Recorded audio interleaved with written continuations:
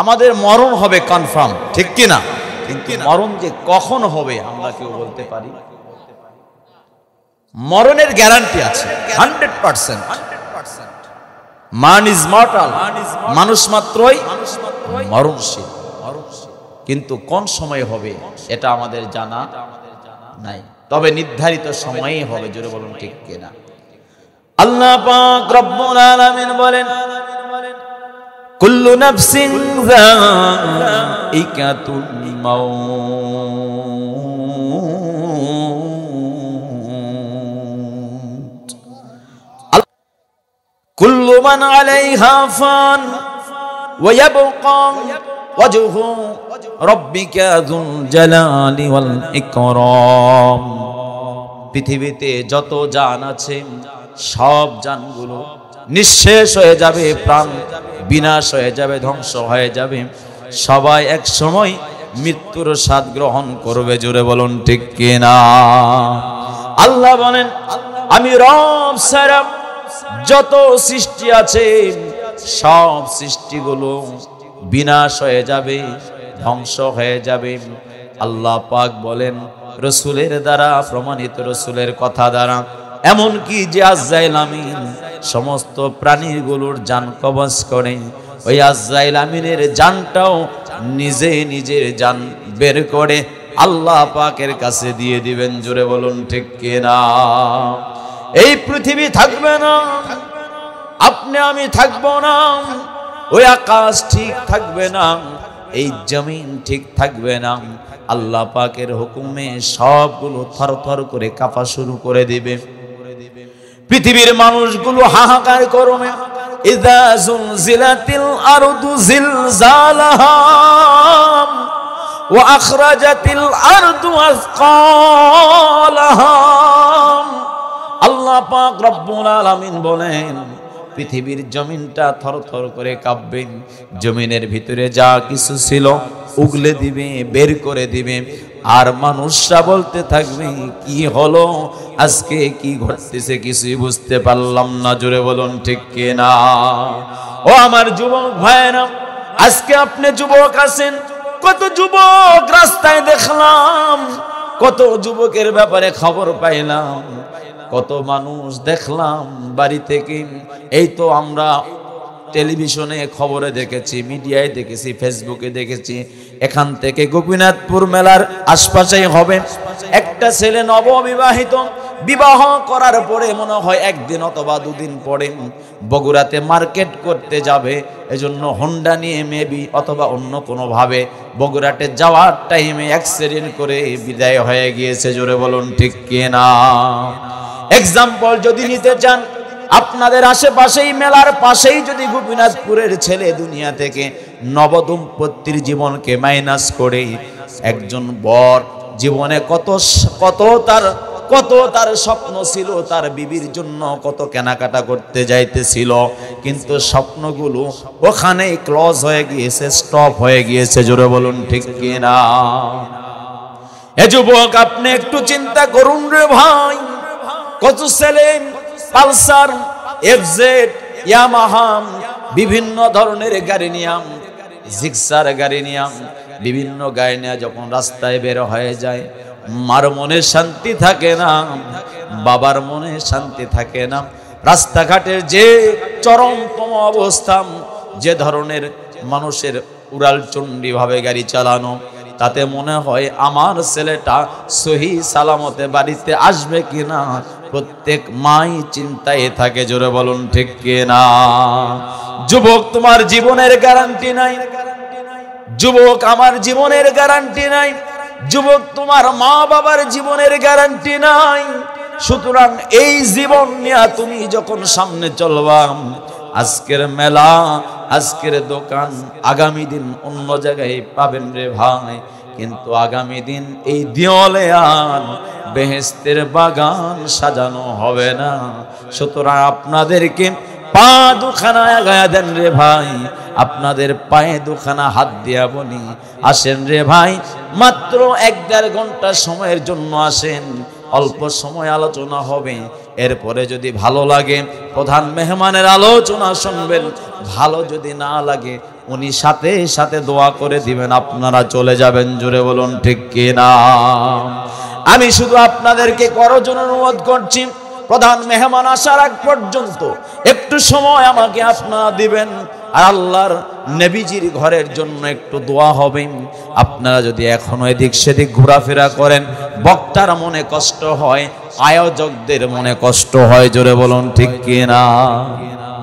একটা মাহফিল, এত বড় প্যান্ডেল, আমি গাড়ি নিয়ে আসতেছিলাম, প্রাইভেট নিয়ে আসতেছিলাম, প্রাইভেট নিয়ে আসার মতো সুযোগ নাই, এত জাম। ওখানে দেখলাম দোকানপাটে, অথচ এখানে অবস্থা পুরাটা নরবর অবস্থা। আল্লাহর কাছে দোয়া করছি, আমাদেরই তো ভাই, আমাদেরই তো ছেলে, আমাদেরই তো ভাতিজা, আমাদেরই তো স্নেহ এবং শ্রদ্ধার মানুষ, তাদেরকে আল্লাহ পাক যেন অতি সত্বর মাহফিল চত্বরে উপস্থিত হওয়ার তৌফিক দান করেন। সকলে বলছে আমিন।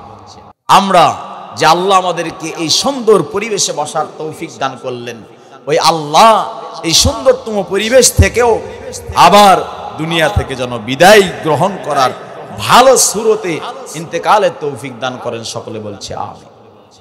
আমরা আজ বড় ভালো থাকার চেষ্টা করেছিলাম, কিন্তু আমরা মুসলমানরা মাঝে মাঝে বেঈমানদের দ্বারা পরীক্ষিত হয়ে। জোরে বলুন ঠিক কিনা? আমরা কোনো হিন্দু, কোনো বৌদ্ধ, কোনো খ্রিস্টান, অন্য কোনো ধর্মাবলম্বীদের বিরোধী কথা বলছি না। কারণ আমাদের দেশে সংখ্যা লঘু হিসেবে হিন্দু থাকবে, সনাতনী ধর্মাবলম্বী থাকবে, আমাদের দেশে বৌদ্ধ থাকবে, আমাদের দেশে খ্রিস্টান থাকবে, তারা সংখ্যা লঘু হিসেবে বসবাস করবে।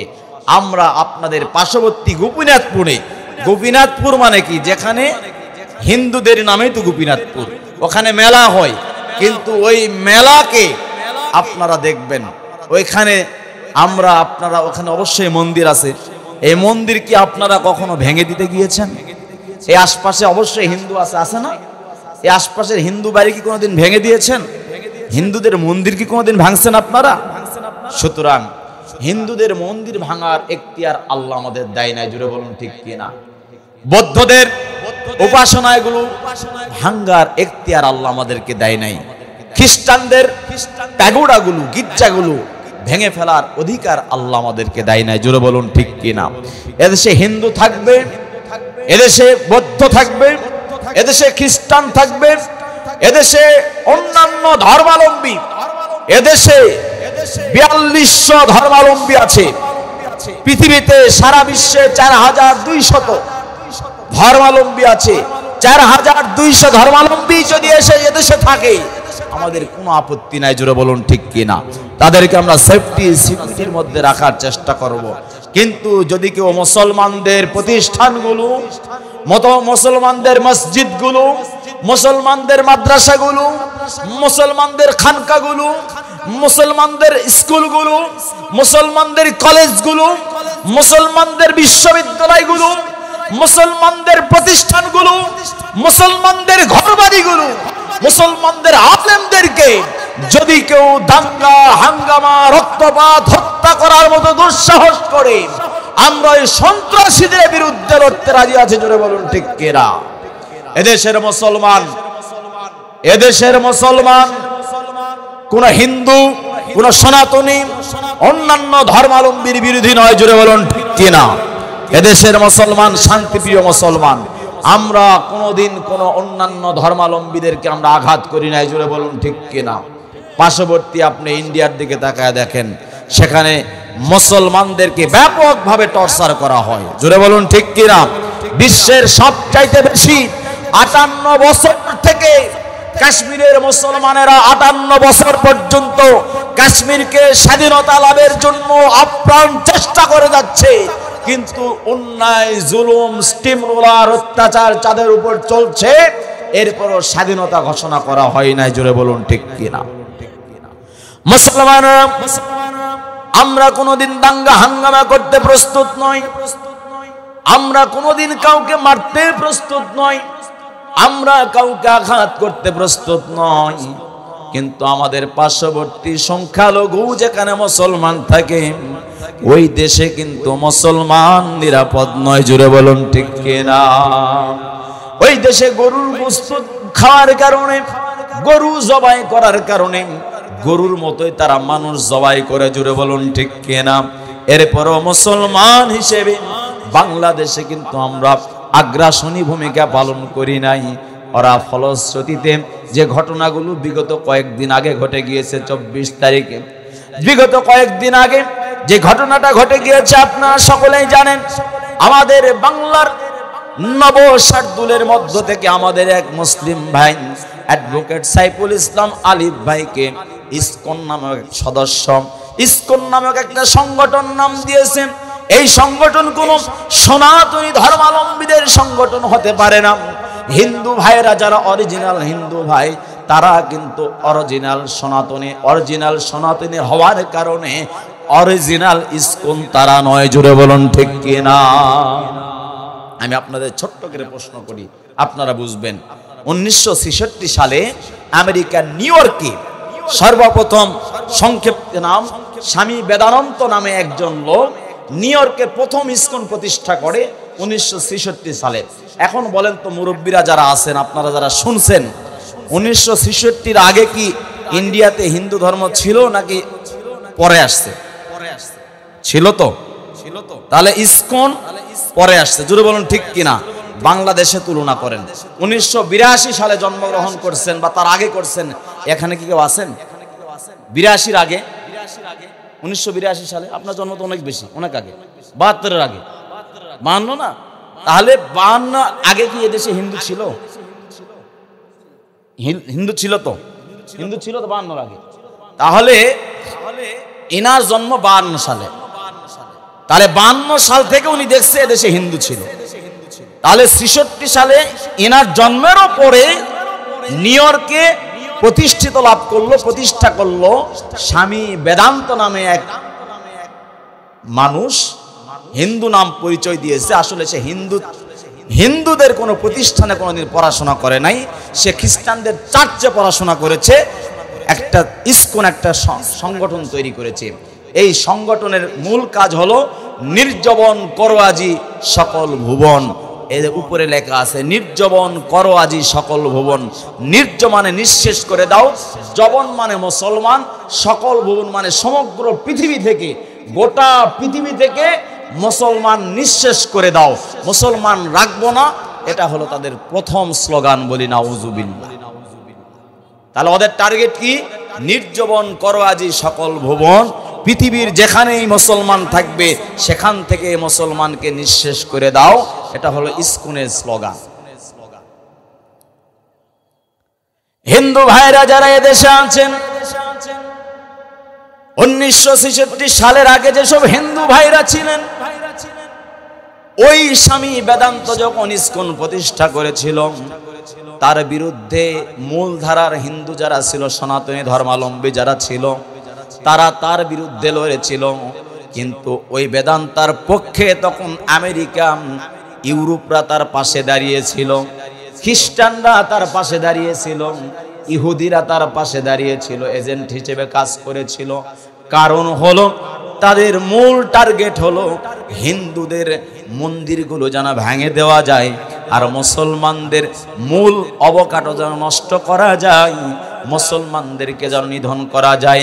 এই টার্গেট নিয়ে খ্রিস্টান এবং ইহুদিরা সমন্বয়কভাবে, হিন্দু, ইহুদি, খ্রিস্টান, বৌদ্ধরা ঐক্যজোট হয়ে কিছু নেগলিজেন্স মার্কা, নারেট মার্কা, একদম নিম্ন লেভেলের কিছু হিন্দুদের নিয়ে সনাতনী ধর্মলাম দিয়া ইসকন তারা প্রতিষ্ঠা করেছে।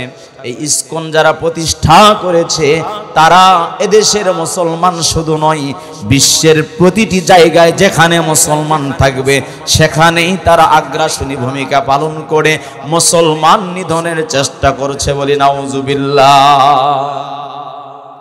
সে সময় হিন্দুরা যখন তার বিরুদ্ধে কথা বলেছিল, ভারতের সবচাইতে বড় মন্দিরটা তারা ইসকনের মন্দির বানানোর জন্য, ইসকনের সদস্য যারা হয়েছিল, ভারতের মূল মন্দির তারা তখন ভেঙে দিয়েছিল। সেখানে দাঙ্গা হাঙ্গামা হওয়ার পরে ইসকন মন্দির একটা আলাদা আছে আর তাদের রাম মন্দির একটা আলাদা আছে। এই জন্য ইসকন তাদের মধ্যে ভাগাভাগি করে দিয়েছে। আরো একটু পরে আসি, বাংলাদেশে 1982 সালে যখন ইসকন প্রতিষ্ঠা হলো, ঢাকেশ্বরী মন্দির, স্বামীবাগে যে মন্দিরটা আছে, স্বামীবাগ মন্দির, এই মন্দিরের যে জায়গাটা আছে, ওই মন্দিরের পাশে যারা বসবাস করে বেশিরভাগ হলো সুইপার বা মেতররা বসবাস করে। এখন বলেন তো, সুইপার মেতর এরা যারা অনেক হাইফাই শিক্ষিত, অনেক শিক্ষিত কি এরা অশিক্ষিত, নিম্ন শ্রেণীর হিন্দু এরা।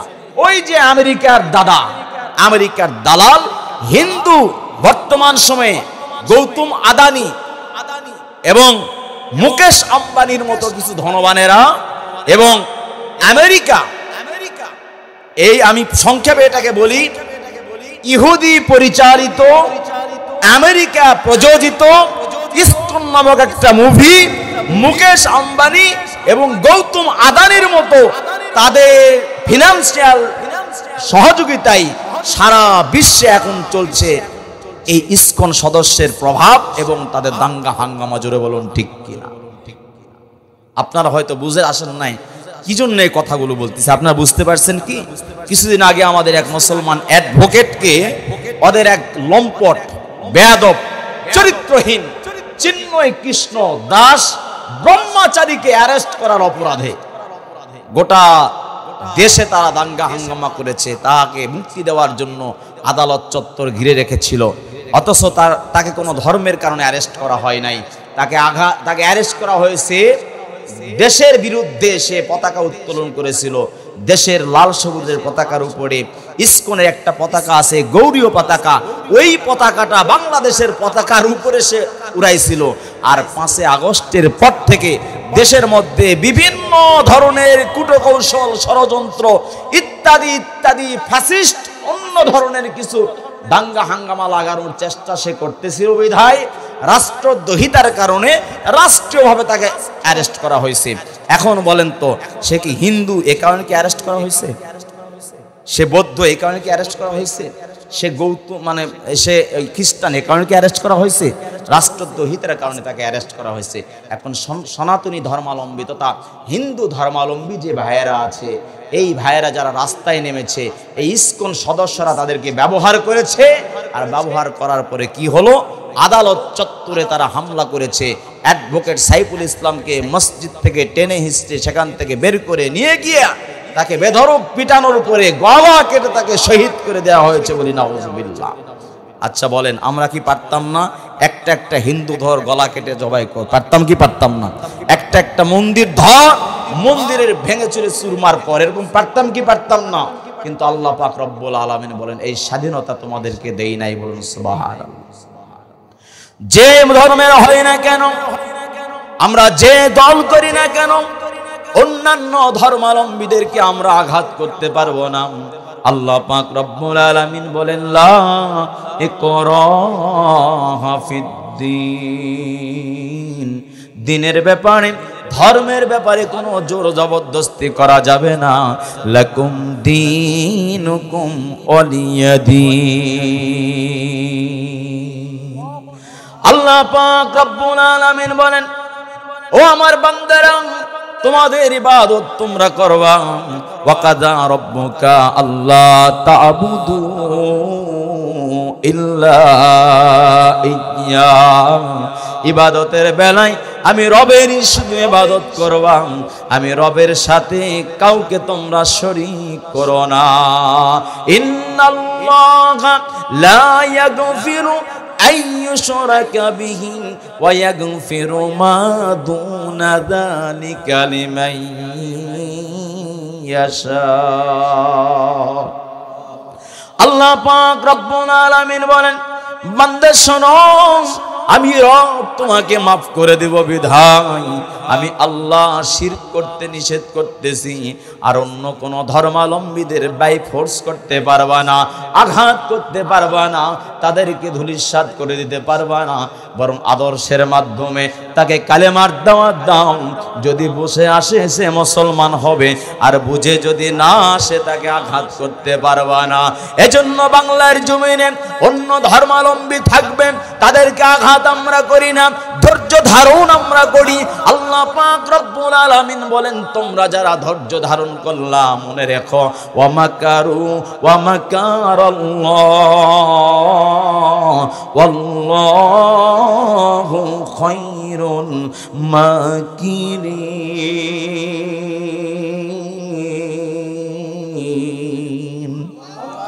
আল্লাহ পাক রব্বুল আলামিন বলেন, ওই বেঈমানের জাদু বিসন্ধি করে, ওরা যে চক্রান্ত করে, যে ষড়যন্ত্র করে, আমি আল্লাহ জানি না এমন না, বরং আমি আল্লাহ সব চক্রান্তের বিষয়গুলো জানি।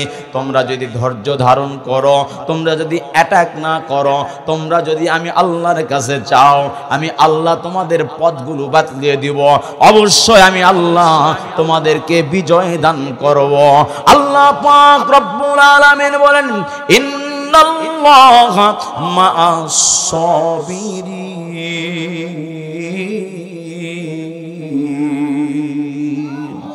আল্লাহ পাক বলেন, অবশ্যই আমি রব, যারা ধৈর্য ধারণ করবে তাদের সাথে আমি থাকব।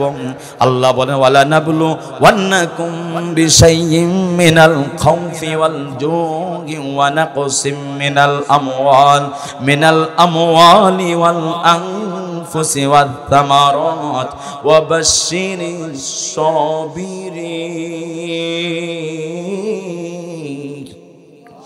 আল্লাহ পাক রব্বুল আলামিন বলেন, বান্দারে তোমাদের ফসল নষ্ট করব, পরীক্ষা করব, তোমাদের জীবনে অ্যাক্সিডেন্ট হবে, পরীক্ষা করব, তোমার ছেলে অসুস্থ হবে, মেয়ে অসুস্থ হবে, বিবি অসুস্থ হবে, তুমি অসুস্থ হবা, মা বাবা অসুস্থ হবে, পরীক্ষা করব। আমি তোমাকে বিভিন্নভাবে জীবনের দ্বারা পরীক্ষা করব। আমি তোমাকে বিধর্মীরা তোমার উপরে হামলা করবে, মামলা করবে, রক্তপাত ঘটাবে, আমি আল্লাহ ওই সময় তোমাকে পরীক্ষা করব। তুমি ধৈর্য ধারণ করো, আমি রব তোমাকে মুক্তি দিব, বিজয় দিব। চিৎকার দিয়ে বলা যাবে কি সুবহানাল্লাহ। আল্লাহ বলেন, দুনিয়ার স্বাধীনতা আসল স্বাধীনতা নয়, দুনিয়ার পাওয়া আসল পাওয়া নয়, দুনিয়ার নেতৃত্ব আসল নেতৃত্ব নয়, দুনিয়ার ভালোবাসা আসল ভালোবাসা নয়, দুনিয়ার শান্তি আসল শান্তি নয়, দুনিয়ার সুখ আসল সুখ নয়, দুনিয়ার জায়গা আসল জায়গা নয়। রব ডাক দেয়া বলেন, ওয়ালাল আখিরাতু খায়রুল লাকা মিনাল উলা। চিৎকার দিয়ে বলা যাবে কি সুবহানাল্লাহ। আমি আপনাদের বলি, দুনিয়ার সুখ আসল না আখিরাতের সুখ আসল? দুনিয়ার সম্মান আসল না আখিরাতের সম্মান আসল? সুতরাং লিল্লাহে তাকবীর, লিল্লাহে তাকবীর। সম্মান আসল সম্মান, জোরে বলুন ঠিক কিনা? ঠিক নয়। আখিরাতের সম্মান আসল সম্মান। দুনিয়ার সম্মানটা ক্ষণস্থায়ী, জোরে বলুন ঠিক কিনা? দুনিয়ায় চেয়ার, যদি আদালত ঠিক না থাকে, যদি ন্যায় বিচার ঠিক না থাকে, ইনসাফ যদি ঠিক না থাকে, তাহলে দুনিয়াতেই কিন্তু পরীক্ষিত হতে হবে, জোরে বলুন ঠিক কিনা? এমনকি দুনিয়ার চেয়ারটা মানুষ টেনে হিসড়ে ক্ষমতা থেকে নামাবে, ক্ষমতায় থাকতে দেওয়া হবে না, জোরে বলুন ঠিক কিনা? আল্লাহ পাক এটাও পরীক্ষা করেন যে আল্লাহ পাক রব্বুল আলামিন বলেন, সব কিছু মিলে তোমরা যারা ধৈর্য ধারণ করবা, তোমরা যারা নেক আমলের মধ্যে থাকবা, তোমরা যারা প্রচেষ্টা করবা, আল্লাহ পাক তোমাদেরকে আখিরাতের সম্মান, আখিরাতের শান্তি, আখিরাতের ইজ্জত, আখিরাতের সুখ, আখিরাতের নিরাপত্তা আল্লাহ তোমাদেরকে দান করবেন। সকলে বলছি সুবহানাল্লাহ। আমরা আখিরাতের সম্মান, সুখ, নিরাপত্তা চাই কি চাই না? আল্লাহ আমাদেরকে দান করবেন। কি কি কাজ করলে আখিরাতের এই তিনটা বিষয়, উভয় জাহানে দুনিয়া এবং আখিরাতের সুখ, সম্মান, নিরাপত্তা পাওয়া যাবে, এ বিষয়ে একটু আলোচনা করব। যেহেতু মাদ্রাসা, এই মাদ্রাসার বিষয়ে কিছু আলোচনা হবে। আর যে আয়াত পাঠ করেছি, ওই আয়াতের সংক্ষিপ্ত তাফসীরও হবে ইনশাআল্লাহ। থাকবেন তো ইনশাআল্লাহ? নাকি ভাগবেন? থাকবেন না ভাগবেন? কারা কারা ভাগবেন হাত জাগান তো দেখি। সুবহানাল্লাহ। আচ্ছা, এখন আপনারা ঘোষণা করেন নাকি? চেয়ারম্যান সাহেব ব্যস্ততা আছে নাকি? আলহামদুলিল্লাহ, তাহলে আলোচনা করি। আচ্ছা, জি আলহামদুলিল্লাহ। তাহলে আমি আপনাদের খেদমতে আলোচনা করছিলাম, আল্লাহ যে আমাদেরকে দয়া করেছেন, পৃথিবীতে শান্তি দিয়েছেন, নিরাপত্তা যতটুকু দিয়েছেন, এই পৃথিবীর সুখ ইজ্জত আল্লাহ দিচ্ছেন। এই সুখ ইজ্জতের মালিককে আল্লাহ, আর এর পুরা ওয়ারিসান আল্লাহ মুমিনদেরকে দান করেছেন বলি সুবহানাল্লাহ। পৃথিবীতে বেঈমান থাকবে, পৃথিবীতে অন্যান্য ধর্মাবলম্বী থাকবে, তারা এই বাংলাদেশে বসবাস করবে, কোনো আপত্তি নাই। তবে তারা সন্ত্রাসী দাঙ্গা হাঙ্গামা করতে পারবে না, জোরে বলুন ঠিক কিনা। সেটা যদি মুসলমান হয়, সন্ত্রাস কোন ধর্মের নামে হতে পারে না। সন্ত্রাসী সে তো সন্ত্রাসী, সে মুসলমান হোক, সে ইহুদি হোক, সে খ্রিস্টান হোক, সে হিন্দু হোক, সে বুদ্ধ হোক, সে সন্ত্রাসী, তার পরিচয়, জোরে বলুন ঠিক কিনা। রাষ্ট্রের সার্বভৌমত্ব স্বাধীনতা যে ক্ষুণ্ণ করবেন, সে যে ধর্মেরই হোক না কেন, সন্ত্রাসীর শাস্তি সন্ত্রাসী কায়দায় হবে, জোরে বলুন ঠিক কিনা। আইনত ভাবে তাকে শাস্তি দেওয়া হবে। এজন্য ইসকন, বাংলাদেশে ইসকন যা আছে, সন্ত্রাসী সংগঠন ইসকন নির্যাতন করে সকল ভুবন, গোটা দেশ থেকে, পৃথিবী থেকে মুসলমান নিরুদ্দেশ করো, মুসলমানকে বিদায় করে দাও, মুসলমান হটাও, এই স্লোগান নিয়ে যে ইসকন বাংলাদেশে চলছে। বাংলাদেশে আওয়ামী লীগ থাকবে, বিএনপি থাকবে, জাতীয় পার্টি থাকবে, জামাত থাকবে, চরমোনাই থাকবে, সবাই থাকবে, কিন্তু বাংলাদেশে সন্ত্রাসী রাখতে দেওয়া যাবে না, জোরে বলুন ঠিক কিনা। সন্ত্রাসী কোন সংগঠন রাখতে দেওয়া যাবে না, জোরে বলুন ঠিক কিনা। সুতরাং আমরা জোর দাবি জানাচ্ছি, বাংলাদেশ থেকে নিরাপত্তার স্বার্থে, সংহতির স্বার্থে, আমাদের সুরক্ষার স্বার্থে, শান্তির স্বার্থে বাংলাদেশ থেকে অতি দ্রুত ইসকনকে নিষিদ্ধ করা হোক, জোরে বলুন ঠিক কিনা। সম্মানিত আল্লাহর বান্দারা, আমি আপনাদের খেদমতের সামনের দিকে আলোচনা করতে চাই। এই পৃথিবীতে শান্তিময় পরিস্থিতি যারা অশান্তি করতে চাচ্ছে, তাদের পৃথিবীতে এক সেকেন্ড রাখবেন না আল্লাহ। কে রাখবেন না?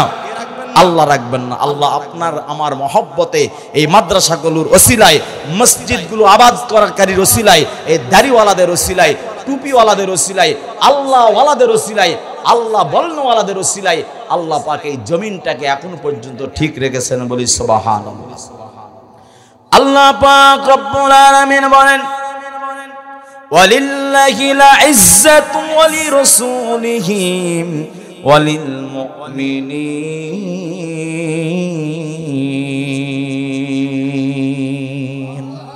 পৃথিবীতে যত সম্মান নামক বস্তুটা আছে, ইজ্জত নামক যে বস্তুটা আছে, সব সম্মান ইজ্জতের মালিক আমি আল্লাহ।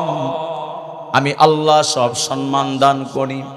আর আমি আল্লাহর জন্য সম্মান যারা পেতে চায়, আমি আল্লাহর পুরা সম্মান পুরা পৃথিবীতে যাদেরকে আমি মাইল ফলক হিসেবে পাঠিয়ে দিয়েছি, অন্যতম একজন হলেন আমার বন্ধু। লাকাদ কানা লাকুম ফি রাসূলিল্লাহি উসওয়াতুন হাসানা।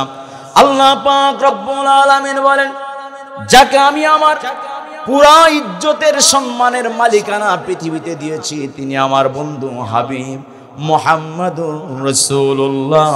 চিৎকার দিয়ে বলা যাবে কি সুবহানাল্লাহ। আল্লাহ পাক রব্বুল আলামিন বলেন, এরপরে রাসূলের পক্ষ থেকে যারা সম্মান, আল্লাহর পক্ষ থেকে যারা সম্মানের অধিকারী হবেন, এরা হলো মুমিন, এরা হলো মুসলমান, যারা কালেমা পড়বে লা ইলাহা ইল্লাল্লাহু মুহাম্মাদুর রাসূলুল্লাহ। আল্লাহ রাসূল বলেন, মান শাহিদা আল্লাহ ইলাহা ইল্লাল্লাহ ওয়া আন্না মুহাম্মাদার রাসূলুল্লাহ হাররামা আলাইহিন নার। যে ব্যক্তি বলবে লা ইলাহা ইল্লাল্লাহ মুহাম্মাদুর রাসূলুল্লাহ, আল্লাহ রাসূল বলেন তার জন্য জাহান্নামের আগুনটা আল্লাহ পাক হারাম করে দিবেন বলি সুবহানাল্লাহ। ও দিওয়ালবাসীরা শুনুন, আক্কেলপুরবাসীরা শুনুন, এলাকাবাসী যারা আছেন শুনুন, আল্লাহ পাক যদি কালেমার কারণে জাহান্নাম হারাম করে দেন, এখানে যারা বসে আছি আমরা আল্লাহর কাছে আশা করতে পারি যে আমরা জান্নাতি। জোরে বলুন ঠিক কিনা। মুসলমানের পরিচয় হবে মুসলমান জান্নাতি, মুসলমানের পরিচয় হলো মুসলমানদের পিতা আদম জান্নাতি, মুসলমানদের পরিচয় হলো মুসলমানদের মা হাওয়া জান্নাতি, মুসলমানদের পরিচয় হলো মুসলমানের জাতির পিতা ইব্রাহিম আলাইহিস সালাতু ওয়াস সালাম জান্নাতি। জোরে বলুন ঠিক কিনা? বাবা যদি জান্নাতি হয়, মা যদি জান্নাতি হয়, সন্তান হিসেবে জান্নাতের আশা করতে পারি। জোরে বলুন ঠিক কিনা?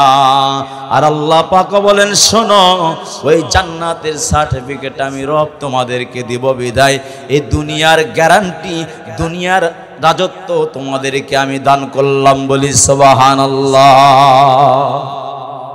পৃথিবীতে বেঈমানরা থাকবে, পৃথিবীতে অসংখ্য লঘুরা বসবাস করবে, পৃথিবীতে তারা পৃথিবীর মানুষের সঙ্গে চলাফেরা করবে, মুসলমানদের সাথেই থাকবে, কিন্তু পৃথিবীর রাজত্বর মালিক তাদেরকে আমি আল্লাহ দেই নাই, বরং সাময়িক সময়ের জন্য আমি তাদেরকে ক্ষমতার মসনদে বসিয়ে দিয়েছি। আমি আল্লাহ ওই ক্ষমতার মসনদ থেকে মুহূর্তের মধ্যে টেনে হিসড়ে নামাইতে পারি। জোরে বলুন ঠিক কিনা?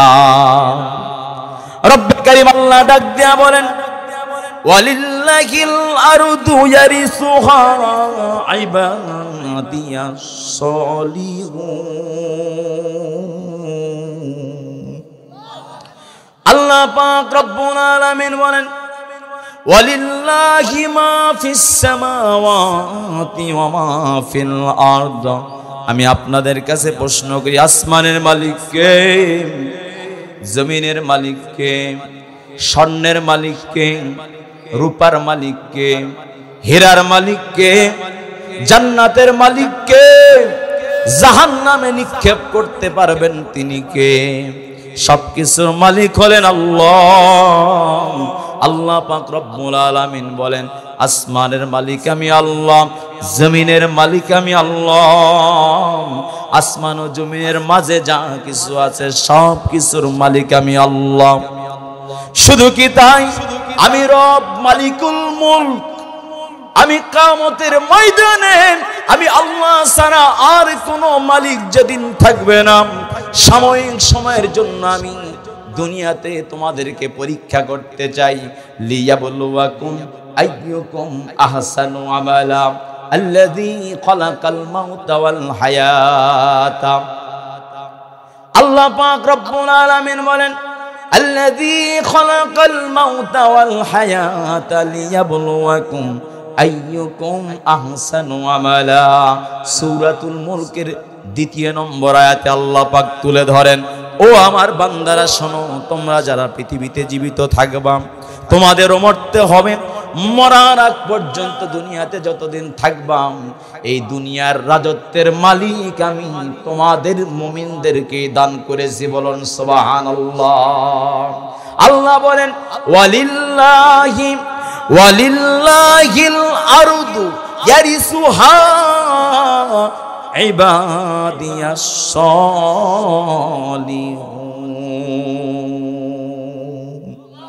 যারা নেককার হবে তারাই হলো এই জমিনের আসল ওয়ারিস, এলাই হলো আসল মালিক।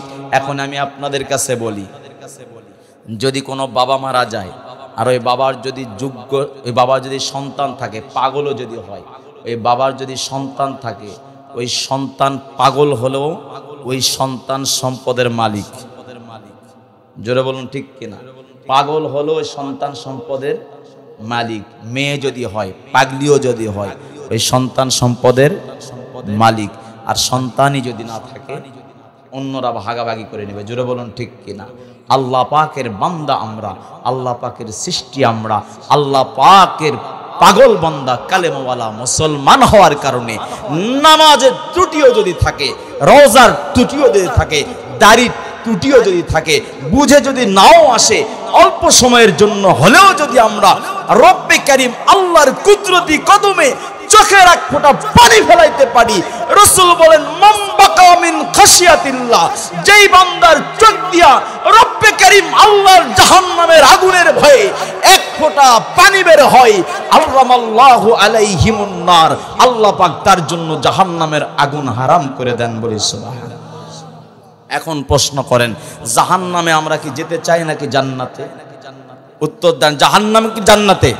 জান্নাতে যেতে চাই, সবাই আশা করি, জোরে বলুন ঠিক কিনা? আমরা যারা মুসলমান সবারই অন্তরে চায় জান্নাতে যাইতে, জোরে বলুন ঠিক কিনা? সুতরাং আল্লাহ আমাদের ব্যাপারে বলছে, যারা নেককার, চোখে একটু হলো ভয় আর অন্তরে একটু ভয় নিয়ে আমার কাছে একটু চাই, ওরা হলো এই পৃথিবীর আসল জিম্মাদার। আর এদের জন্য নেক আমলের সুযোগ আমি দিয়েছি, এদেরকে আমি জান্নাতের জিম্মাদারি দিয়ে দিয়েছি, বলুন সুবহানাল্লাহ। এজন্য আল্লাহর বান্দারা আপনাদের খেদমতে আরজ করতে চাই, আল্লাহ পাক রব্বুল আলামিন এই পৃথিবীর জমিনে আমাদের চলাফেরা করার তৌফিক দান করছে। আল্লাহ পাক আমাদেরকে দুনিয়ার মানুষ হিসেবে পৃথিবীতে চলার তৌফিক দান করেছেন। আল্লাহ পাক আমাদেরকে অনেক দায়িত্ব দিয়েছেন, জোরে বলুন ঠিক কিনা? আমি বেশি সময় আপনাদের কাছ থেকে নেব না, পৃথিবীতে কেউ থাকতে পারবো না। আল্লাহ পাক বলেন, লা ইস্তাখিরুনা সাআতাও ওয়ালা ইস্তাকদিমুন। আল্লাহ পাক বলেন যে নির্ধারিত সময় তোমার আছে, এক সেকেন্ড এদিক সেদিক হবে না, জোরে বলুন ঠিক কিনা?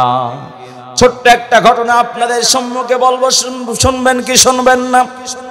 হযরত সুলাইমান আলাইহিস সালাতু ওয়াস সালামের জামানায় তার কথা বাতাসে শুনতো, তার কথা জিনে শুনতো, তার কথা বনের পশু প্রাণী পর্যন্ত শুনতো, জোরে বলুন ঠিক কিনা? হযরত সুলাইমান আলাইহিস সালাতু ওয়াস সালামের জামানায় একজন লোক ইবাদত বন্দেগী তেমন করে নাই। বয়সের ভার যখন চলে এসেছে, যুবক শেষ হয়ে বার্ধক্যের পর্যায়ে যখন পৌঁছে যাইতেছে, হঠাৎ করে তার ভয়, মৃত্যুর ভয় অন্তরের মধ্যে জেগে যায়। সে ব্যক্তি সুলাইমান আলাইহিস সালাতু ওয়াস সালামের দরবারে চলে যায়, গিয়ে বলেন, ও সুলাইমান, আমি আপনার কাছে একটা বিষয় আরজি করব। আমার কেন যেন একটু ভয় হয়, আমি আর এই লোকালয়ে থাকতে চাই না। একটু আপনি বাতাসকে হুকুম করেন, বাতাস যেন আমাকে একটা জঙ্গলে পাঠিয়ে দেয়, ওখানে যেন আমি নিরিবিলিতে ইবাদত করতে পারি। সুলাইমান আলাইহিস সালাতু ওয়াস সালাম তার কথাগুলো শুনছে, আর ওই মসনদেই, ওই বৈঠকে আজরাইল আমিন এসে হাজির হয়ে গিয়েছেন। আজরাইল আমিন চিন্তা করে দেখে, এখানে যাদের জান কবজ করব, দুইজন এখানে উপস্থিত, কিন্তু আরো একজন লোক এখানে আছে, কিন্তু তার জানটা তো আর মাত্র কয়েক সেকেন্ড পরেই কবজ করা হবে, কিন্তু তার জায়গা তো এইটা নয়, এখান থেকে হাজার হাজার মাইল দূরে জঙ্গলের মধ্যে তার জানটা কবজ হবে। হযরত আজরাইল আমিন চিন্তা করলেন, আমি না হয় এই ময়দানে, আমি না হয় এই মজলিসে, আমি না হয় সুলাইমান আলাইহিস সালাতু ওয়াস সালামের দরবারে এই দুইজনের জান কবজ করলাম, তাদের তো এখানে লেখা আছে, কিন্তু আমি না হয় এখান থেকে ওখানে মুহূর্তের মধ্যে চলে গেলাম, আর এই সুলাইমানের এই পয়গম্বরের এই দরবারে যে লোকটা আছে, তার তো মাত্র ৩-৪ সেকেন্ড পরে জানটা কবজ হবে। আমি বুঝতে পারলাম না এই লোকটা সেখানে কেমনে যাবে, চিন্তায় পড়ে গেলাম। আজরাইল আলাইহিস সালাতু ওয়াস সালাম চিন্তায় পড়ে গেলেন। একটু পরে দেখলেন ওই লোকটার নাই। আজরাইল আলাইহিস সালাতু ওয়াস সালাম বনে জঙ্গলে গিয়ে দেখে ওই লোকটা জঙ্গলে হাজির হয়ে গিয়েছে, বলুন সুবহানাল্লাহ। কি ঘটেছে? সুলাইমান আলাইহিস সালাতু ওয়াস সালামকে যখন ওই লোকটা আরজি করেছে, ও সুলাইমান, আপনাকে, আপনি একটু বাতাসকে হুকুম করেন, আমাকে কোনো এক বন্ধনে যারা পাঠায়া দেয়, নিরিবিলিতে বসে যেন একটু ইবাদত করতে পারি, আল্লাহকে যেন ডাকতে পারি। আল্লাহ পাক বললেন, সুলাইমান পাঠায়া দাও, ওর হুকুম ওই জঙ্গলে হয়ে গিয়েছে, ওখানেই ওর জানটা কবজ হবে। চিৎকার দিয়ে বলা যাবে কি সুবহানাল্লাহ? গেল ইবাদত করার জন্য, সে গেল বাঁচার জন্য, ভয় হইতেছে জঙ্গলে যাব, এখানে বাঁচা যাবে না, বাঁচতে গেলে আমাকে জঙ্গলে যেতে হবে, ওখানে বাঁচবো, আমাকে দূরে একটু পাঠায় দাও। তো আল্লাহ পাক বলেন, সুলাইমান পাঠায় দাও, ওর তো জান সমস্যা, জোরে বলুন ঠিক কিনা? এজন্য কখন কার ইন্তেকাল হবে কেউ আমরা জানি? ইন্তেকালটা যেন নেক আমলের সুরতে হয়, চেষ্টা করবো তো ইনশাআল্লাহ। আল্লাহর প্রিয় বান্দারা, আপনাদের খেদমতে আরজ করতে চাই, আল্লাহ পাক রব্বুল আলামিন দুনিয়াতে বসবাস করার কারণে আমাদের কিছু দায়িত্ব দিয়েছেন। আল্লাহ পাক রব্বুল আলামিন বলেন, ইয়া আইয়ুহাল্লাযীনা আমানু কু আনফুসাকুম ওয়া আহলিকুম নারা। চিৎকার দিয়ে বলা যাবে কি সুবহানাল্লাহ? রাগ করছেন আপনারা? আলোচনা চলবে। আল্লাহ পাক রব্বুল আলামিন বলেন, ও মুমিনরা শোনো, আমি রব তোমাদেরকে কিছু বিধান দিয়ে দিলাম। রাসূল বলেন, আল হালালু বায়্যিনুন ওয়াল হারামু বায়্যিনুন বাইনাহুমা মুতাশাবিহা। রাসূল বলেন, হালাল স্পষ্ট, হারাম সুস্পষ্ট। হালাল ও হারামের মাঝামাঝি কিছু বিষয় আছে, যেই বিষয়টার নাম হলো সন্দেহভাজন বিষয়। এই বিষয়গুলো অনেক সময় বোঝা যায় না। জোরে বলুন ঠিক কিনা? ও আল্লাহর বান্দারা, আপনাদের খেদমতে আরজ করতে চাই, সুদ খাওয়া হারাম না হারাম? হারাম। ঘুষ খাওয়া, মানুষ পিটানো, মানুষকে হত্যা করা, ফিতনা করা, গীবত করা, শিকায়ত করা, সব হারাম। মদ খাওয়া, এটা সব হারাম। তো চুরি করা মনে হয় জায়েজ, সবই হারাম, জানেন তো এগুলো? আর সুস্পষ্ট। এখন আসুন, নামাজ পড়া ফরজ, রোজা রাখা, হজ করা, যাকাত দেওয়া ভালো কাজ, পর্দা করা সুস্পষ্ট। এদের মাঝে কিছু বিষয় এখন আছে যে আমি যে দান করব, দানের বিষয়গুলো, আমি যে পথ চলবো, পথ চলার বিষয়গুলো, আমি যে খরচ করব, খরচ করার বিষয়গুলো, আমি যে ধার করব, ধার নেওয়ার বিষয়গুলো, আমি যে ধার দেব, ধার দেওয়ার বিষয়গুলো, এই বিষয়গুলো কিছু কিছু শর্ত সাপেক্ষে হতে হয়। এই শর্ত সাপেক্ষের বিষয়গুলো ওলামায়ে কেরামদের কাছ থেকে বসে জেনে তারপরে আমাদের কাজ করতে হবে। জোরে বলুন ঠিক কিনা? আল্লাহ পাক রব্বুল আলামিন আপনাকে আমাকে বলে দেন, আমার মুমিন বান্দারা শোনো, তুমি যখন জাহান্নামের আগুন থেকে বাঁচবা, তোমার 2 নাম্বার কাজ হলো তোমার আহাল পরিবার, তোমার সন্তান সন্ততি, তোমার মা বাবা, তোমার স্ত্রীকে বাঁচানোর দায়িত্ব হলো তোমার। চিৎকার দিয়ে বলা যাবে কি সুবহানাল্লাহ? আল্লাহ পাকের রাসূল সাল্লাল্লাহু আলাইহি ওয়াসাল্লামের ইরশাদ ফরমান, কুল্লুকুম রাগিন ওয়া কুল্লুকুম মাসউলুন আন রায়াতিহি। তোমরা যারা পরিবারের প্রধান আছো, তোমরা যারা বড় ভাই আছো, তোমরা যারা বাবা আছো, তোমরা যারা মা আছো, তোমরা যারা বড় বোন আছো, তোমরা যারা অফিসের বড় কর্মকর্তা আছো, তোমরা যারা প্রতিষ্ঠানের প্রধান আছো, তোমরা যারা কৃষক আছো, তোমাদের অধীনস্থ যারা থাকবেন, তুমি তাদের দায়িত্বশীল হওয়ার কারণে তাদের দেখাশোনার ভার তোমার উপর আল্লাহ দিয়েছেন। শরীয়তের খেলাফ যাতে না হয়, আল্লাহ পাক ডাক দিয়ে বলেন, কুল আতিউল্লাহ ওয়া আতিউর রাসূল ওয়া উলিল আমরি মিনকুম। চিৎকার দিয়ে বলা যাবে কি সুবহানাল্লাহ? এজন্য আল্লাহর বান্দারা, আমরা তো জান্নাত পেতে চাই। জোরে বলুন ঠিক কিনা? আল্লাহ পাক রব্বুল আলামিন জান্নাতীদের জন্য বলে, ও আমার বান্দারা, তোমাকে জান্নাত দেব, তুমি তো জান্নাতি হয়ে যাবা, বাকি তোমার কাজ হলো তুমি একাই জান্নাতে যাবা, সেটা হবে না। তুমি ইমাম সাহেব জান্নাতে যাবা, মুসল্লি জান্নাতে যাবে না, সেটা হবে না। তুমি খতিব সাহেব জান্নাতে যাবা, তোমার ওয়াজ শুনে শ্রোতারা জান্নাতে যাবে না, সেটা হবে না। তুমি নিজে জান্নাতে যাবা, তোমার ছেলে জান্নাতে যাবে না, সেটা হবে না। আল্লাহ পাক রব্বুল আলামিন ডাক দেয়া বলেন, আমার বান্দারা শোনো, তোমাকে যখন জান্নাতের আমি গ্যারান্টি দিয়ে দিয়েছি, তুমি তো জান্নাত পাবাই। এখন তোমার কাজ হলো তোমার ছেলে যেন জাহান্নামে না যায়, তোমার মেয়ে যেন জাহান্নামে না যায়, তোমার পরিবার পরিজন যেন জাহান্নামে না যায়। এই জন্য তোমাকে কিছু কাজ করতে হবে। জোরে বলুন ঠিক কিনা? আল্লাহ পাক রব্বুল আলামিন বলেন, রাসূল নিজে বলেন, কোরআনুল কারীমে আল্লাহ তুলে ধরেছেন, বান্দা যখন জান্নাতের সার্টিফিকেট পেয়ে যাবে, জান্নাতে চলে যাও, সন্তানরা পিছু পিছু আল্লাহর কাছে গিয়ে গেটের সামনে গিয়ে আল্লাহর কাছে নালিশ করবে, আল্লাহ আমাকে তুমি জান্নাতে জাহান্নামে পাঠাইতেছো, আর আমার বাবা মাকে তুমি জান্নাতে দিতেছো।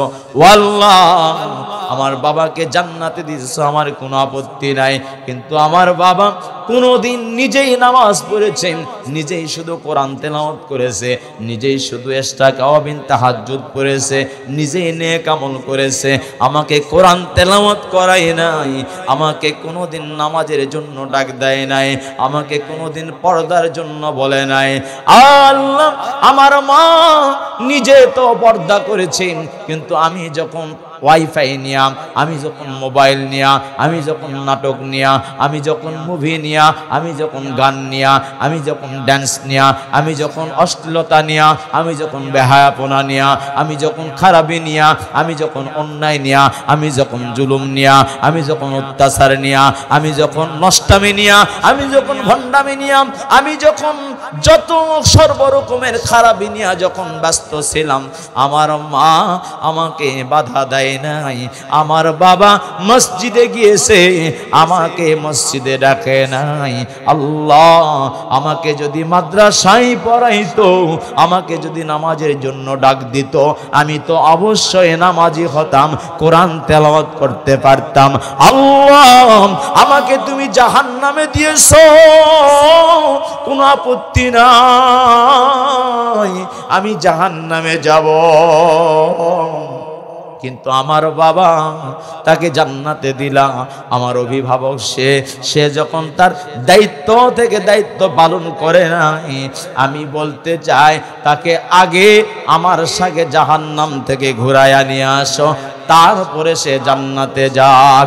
আল্লাহ, আমিও জাহান্নামে যাব, তাকে না নিয়ে জাহান্নামে যাইতে চাই না। চিৎকার দিয়ে বলা যাবে কি নাউজুবিল্লাহ।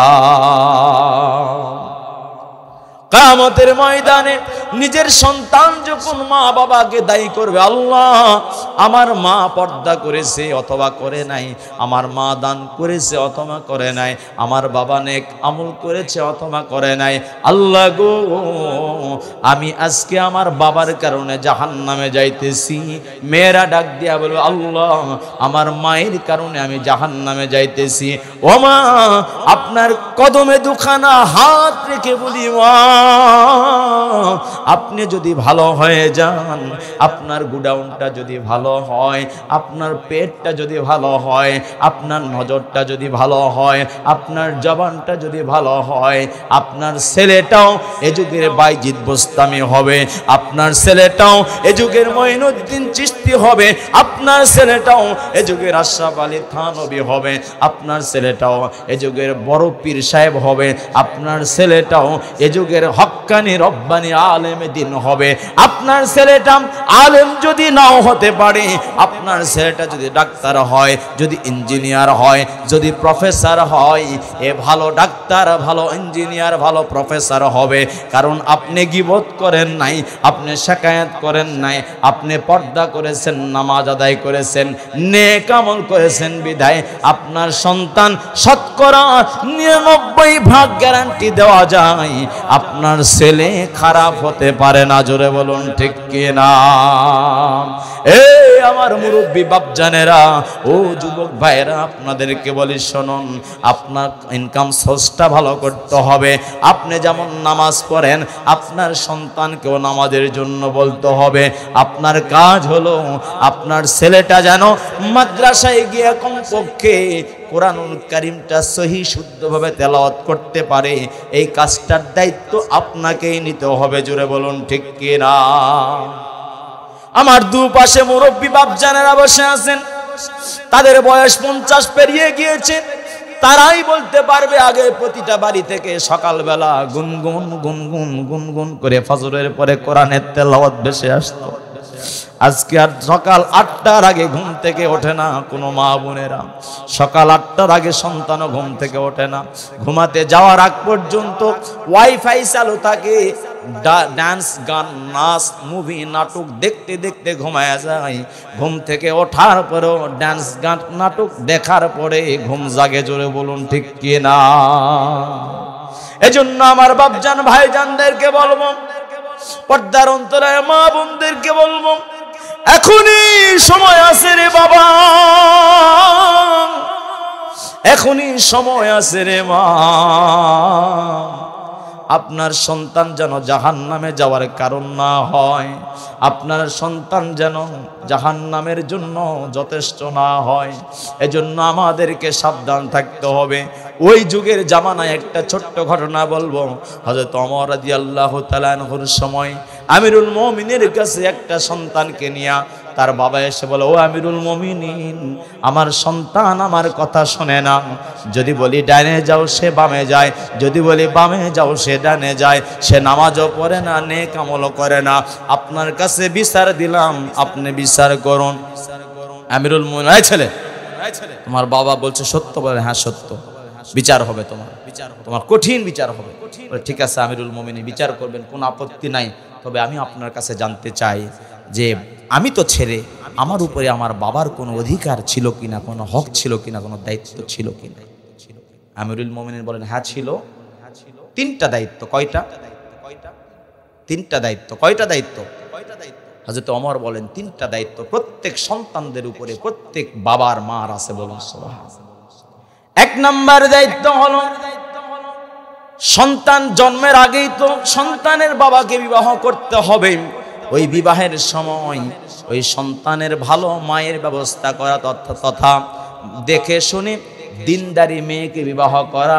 আল্লাহ রসুল বলেন 4টা জিনিস দেখে বিবাহ করবা, আলি জামালিহা, অলি মালিহা, অলি নাসাবিহা, অলি দীনিহা। তার সম্পদ দেখবা, তার সৌন্দর্য দেখবা, তার বংশ দেখবা, আর সর্বশেষ তার দিনদারিতা দেখবা। দিনদারিতা যদি ঠিক থাকে আর কিছু লাগবে না। বলুন সুবহানাল্লাহ। ও মা, আপনার খেদমতে আরজ করতে চাই, আপনি কি তাকায় দেখেন না বাংলাদেশের কত হাফেজে কোরআনের মা, কত হাফেজে কোরআনের বাবা, কলিজাটা ভরে যায়। সালে আহমদ তাকরিমের দিকে তাকায় দেখেন, মাহফুজের দিকে তাকায় দেখেন, নাজমুস সাকিবের দিকে তাকায় দেখেন, কত সম্মান আল্লাহ তাদেরকে দিয়েছেন। তারা যখন হাফেজ হয় আল্লাহ পাক তাদেরকে কবুল করে নেন। বলি সুবহানাল্লাহ। এজন্য আমার বাপজানদেরকে বলবো, দুনিয়ার জমিনটা ক্ষণিক সময়ের জমিন। এই জমিনের 3 নাম্বার 3টা দায়িত্বের মধ্যে প্রথম দায়িত্ব হলো হযরত আমিরুল মুমিনিন বলেন ভালো মায়ের ব্যবস্থা করে দেওয়া। 1 নাম্বার কি বললাম? ভালো মায়ের ব্যবস্থা করে দেওয়া। 2 নাম্বার দায়িত্ব হলো, জি একটু করে আলোচনা মাঝখানে যায়, জি 2 নাম্বার দায়িত্ব হলো ওই সন্তানের জন্য যখন সন্তানটার জন্ম হবে, জন্মের পরে আকিকা সহকারে সম্ভব হলে ভালো অর্থপূর্ণ সুন্দর নাম রেখে দেওয়া। 3 নাম্বার দায়িত্ব হলো ওই সন্তানকে দ্বীনি জ্ঞান শিক্ষা দেওয়া, তথা শরীয়তের উপরে চলতে পারে এরকম জ্ঞান শিক্ষা দেওয়া, কোরআন শিক্ষা দেওয়া, নামাজ শিক্ষা দেওয়া, পর্দা, হজ, যাকাতের জ্ঞান শিক্ষা দেওয়া। এটা হলো বাবার উপরে দায়িত্ব। বলুন সুবহানাল্লাহ।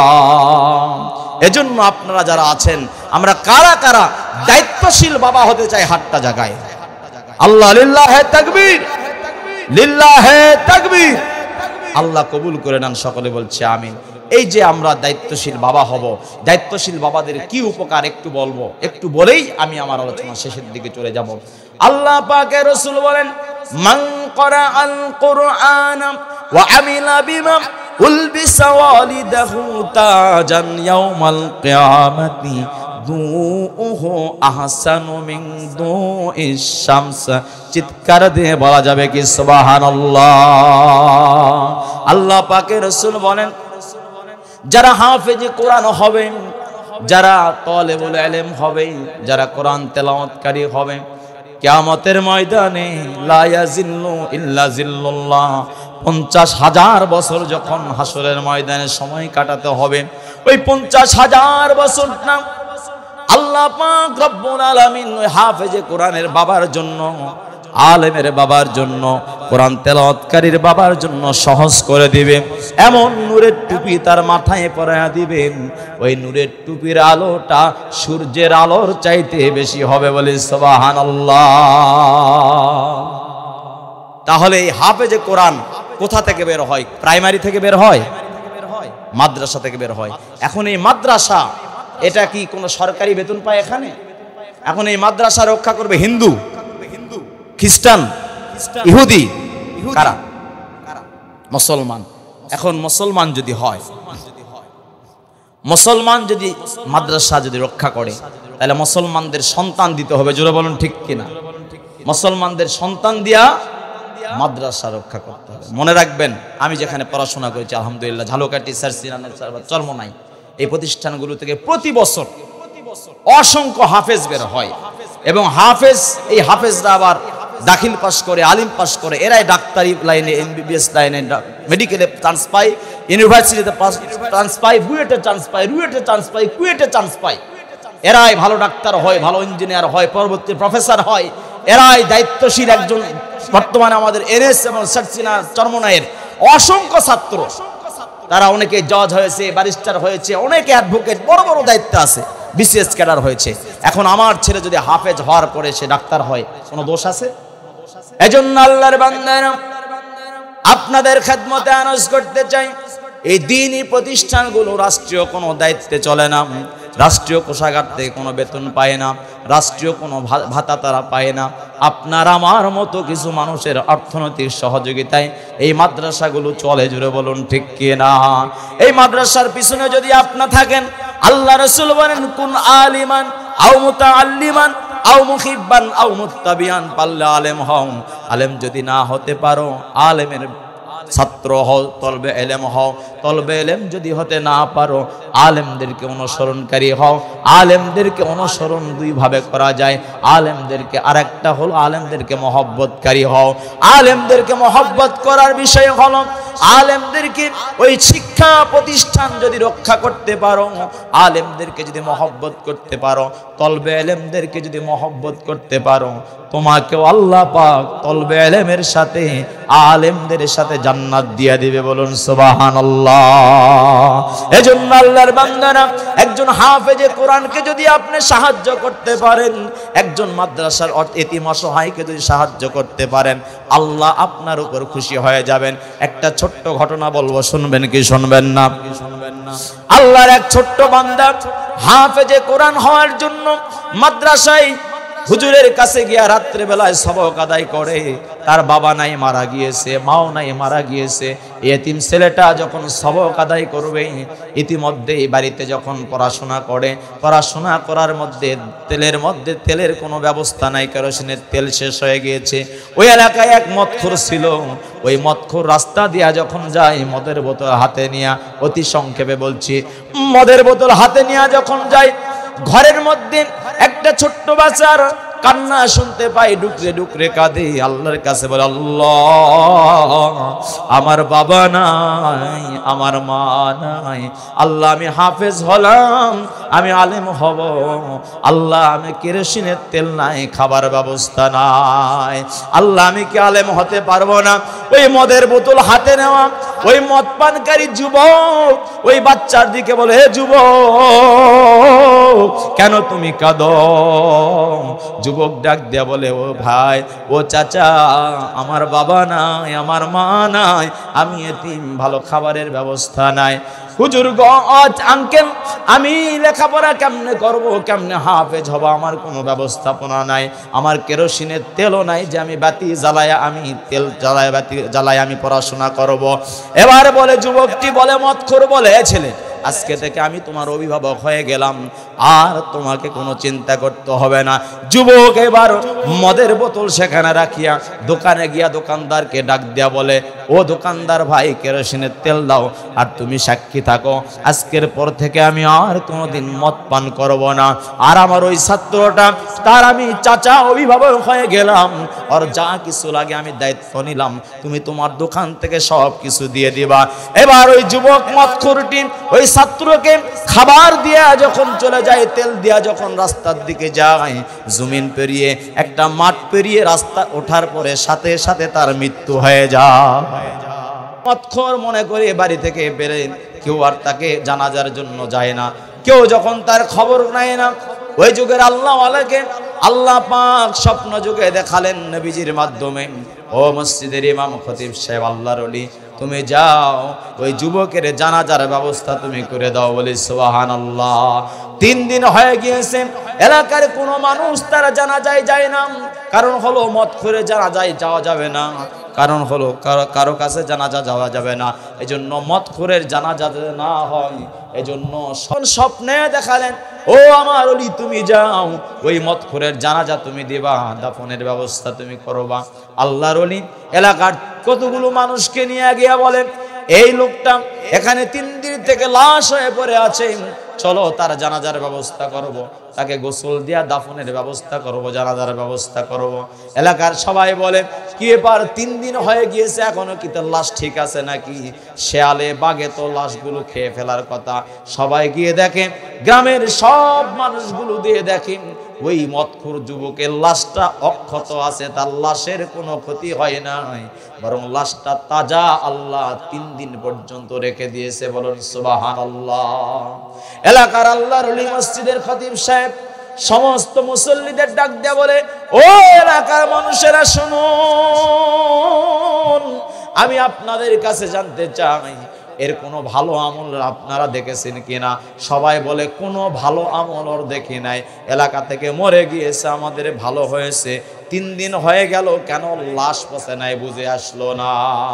আল্লাহর ওলি বলেন, অবশ্যই কোনো না কোনো নেক আমলের কারণে লাশ এখন পর্যন্ত পচে নাই, এখন পর্যন্ত নষ্ট হয় নাই। সবাই যখন এদিক সেদিক তাকাতুকা করে, পিছন থেকে ওই দোকানদার দৌড়ে এসে বলতেছে, আমাকে একটু দেখতে দাও লাশটা কার। লাশটা দেখার পরে এবার ওই যুবক ডাক দেয়া বলে, বুঝেছি, আমি সাক্ষী দেই, আল্লাহর কসম করে বলছে, এই মদখোর আর অন্য কোনো মদখোর নয়, এই মদখোর তওবা করেছে, ওই এতিম বাচ্চার জন্য, হাফেজে কোরআনের জন্য খানার ব্যবস্থা, অভিভাবকের দায়িত্ব পালন করেছে, আমি তার নেক আমলের খবর জানি।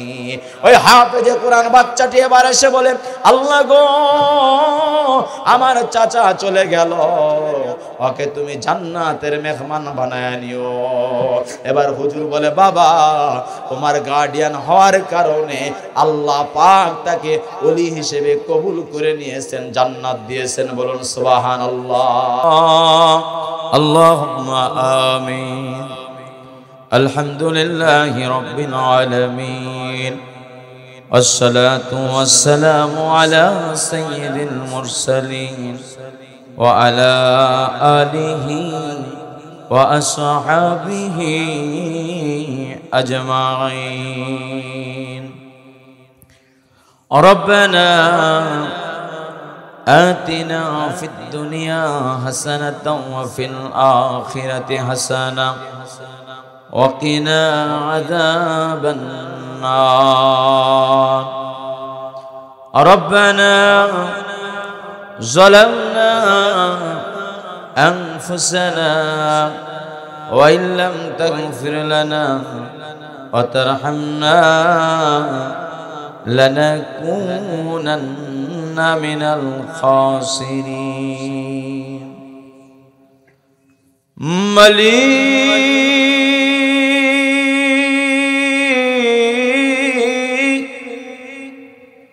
ওগো অসহায়ের মালিক, তোমার শানে মোবারকে আমরা গুনাহগারেরা তোমার নবীজির ঘর মাদ্রাসার উদ্যোগে আল্লাহ যেখান থেকে তোমার কালামে পাক সিনায় ধারণ করে হাফেজে কোরআন বের হয়, আয় আল্লাহ, এই দ্বীনি প্রতিষ্ঠানের উদ্যোগে আয়োজিত অধ্যকার এই বেহেশতি বাগান মাহফিলের ময়দান থেকে আল্লাহ হাফিজ কোরআন, আলেমে দ্বীন, হাজী সাহেবগণ, মুরব্বী দাড়ি পাকা বাপজানদের নিয়া, আয় আল্লাহ এলাকার যুবকদের নিয়া, ছোট ছোট সোনামণি যাদের গুনাহ এখনো লেখা শুরু হয় নাই, এমন কিছু মাসুম বাচ্চাদের নিয়া, পর্দার অন্তরালের মা বোনদের নিয়া গুনাহ মাখা দুখানা করে হাত পেতে ধরলাম। ওগো দরদি মাওলা, আমরা যারা হাত তুলেছি আমাদের অনেকেরই জনম দুঃখিনী মা,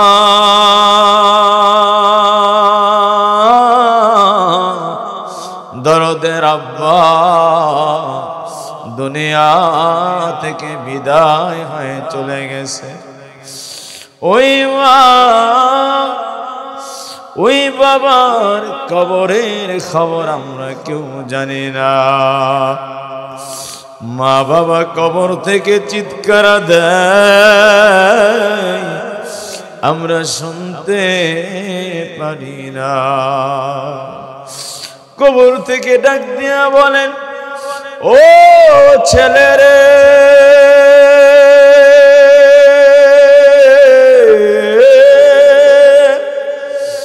ও মেরে,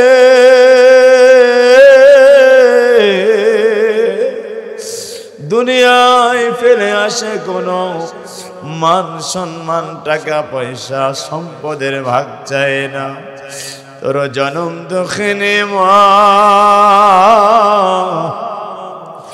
দরদের আব্বা অন্ধকার কবরে বড় অসহায়, দুফোঁটা চোখের পানি ভিক্ষা দে।